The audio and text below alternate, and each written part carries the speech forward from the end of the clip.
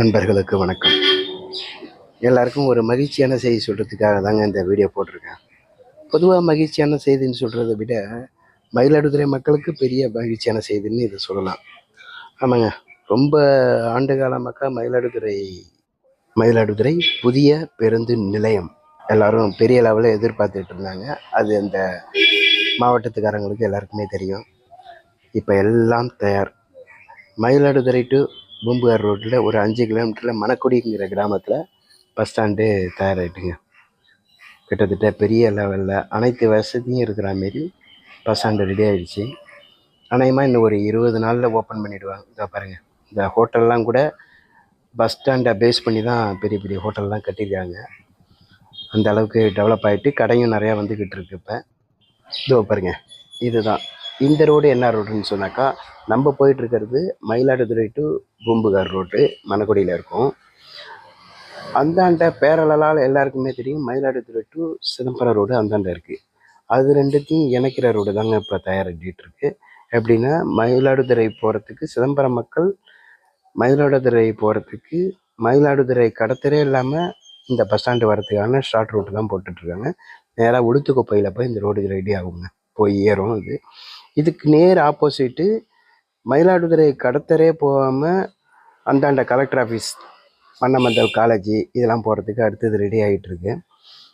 ரொம்ப மேக்ஸிமம் பார்த்திங்கன்னா மயிலாடுதுறை கடத்தரே இல்லாமல் கலெக்டர் ஆஃபீஸ் போகிறதுக்கும் சரி, இங்கேருந்து சிதம்பரம் போகிறதுக்கும் சரி, அந்தமாரி கான்செப்டில் தாங்க இந்த ரோடும் போட்டுட்ருக்காங்க. ஆப்போசிட்டில் கலெக்டர் ஆஃபீஸ் போகிறதுக்கும் அந்த ரோடு ரெடி ஆகிட்டுருக்கு.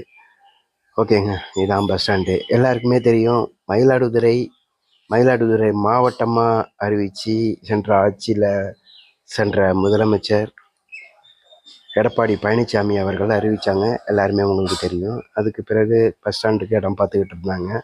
அதுக்குள்ளே எடப்பாடி பழனிசாமி அவர்களின் ஆட்சி காலம் முடிஞ்சதுனால அடுத்தது திமுக ஆட்சி வந்தது. அதுக்கான முயற்சி இவங்க எடுத்து இப்போ இந்த பஸ் ஸ்டாண்டு ஃபுல்லாகவே பெருசாகவே எல்லா வசதியோடும் தயாராகிட்டுங்க. கொஞ்சம் தாமதமாக தான் ஆச்சு. அனைத்து வசதியும் கொண்ட பெரிய பஸ் ஸ்டாண்டு தான் ரெடி ஆகிட்டுருக்கு. ரோடும் போட்டாச்சு பாருங்கள்.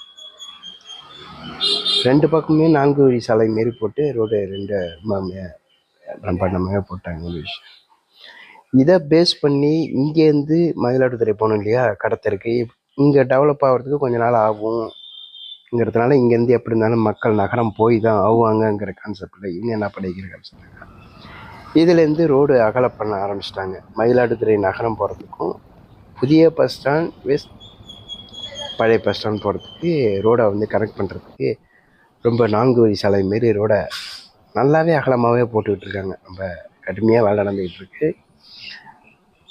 தேர்தல் தேதி அறிவிக்கிறதுக்குள்ளே இதை ஓப்பன் பண்ணிடணும் இல்லையா, அதுக்கப்புறம் ஓப்பன் பண்ண முடியாது. அதனால் நல்லா ஸ்பீடாகவே வேலை வந்துகிட்டு இருக்கு.